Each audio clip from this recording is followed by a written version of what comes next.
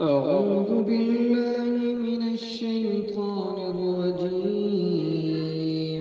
بسم الله الرحمن الرحيم.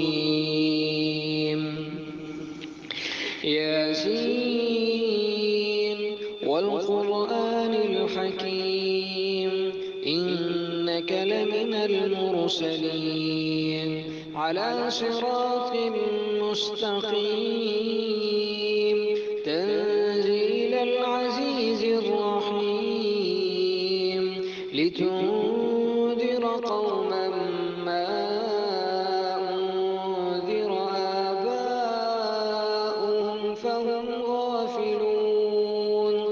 لقد حق القول على أكثرهم فهم لا يؤمنون. إنا جعلنا في أعناقهم أغلالا فهي إلى الأذقان فهم مقمحون، وجعلنا من بين أيديهم سدا ومن خلفهم سدا فأغشيناهم فهم لا يبصرون. وسواء عليهم أأنذرتهم أم لم تنذرهم لا يؤمنون.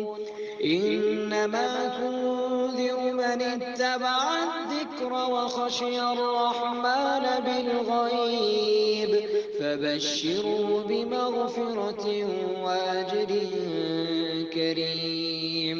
إنا نحن نحيي الموتى ونكتب ما قدموا وآثارهم، وكل شيء أحصيناه في إمام مبين.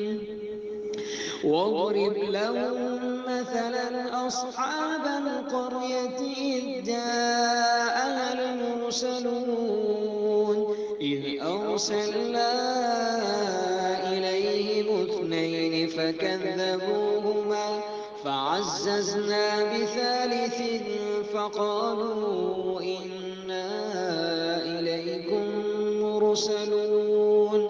قالوا ما أنتم إلا بشر مثلنا وما أنزل الرحمن من شيء إن أنتم إلا تكذبون. قالوا ربنا يعلم إنا إليكم لمرسلون وما علينا إلا البلاغ المبين. قالوا إنا تطيرنا بكم لئن لم تنتهوا لنرجمنكم وليمسنكم منا عذاب أليم. قالوا طائركم